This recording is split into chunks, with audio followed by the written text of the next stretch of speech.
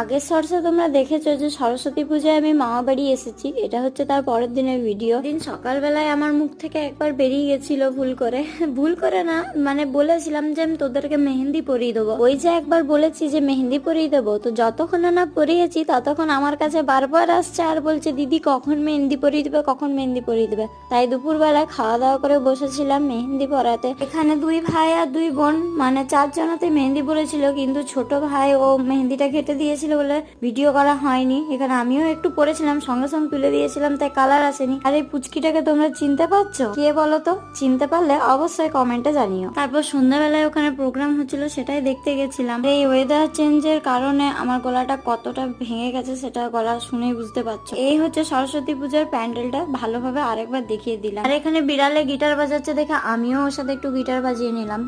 আজকে ভাঙা গলার ভিডিওটা কেমন লাগলো কমেন্টে জানিও, আর অবশ্যই চ্যানেলটা সাবস্ক্রাইব করে দিও।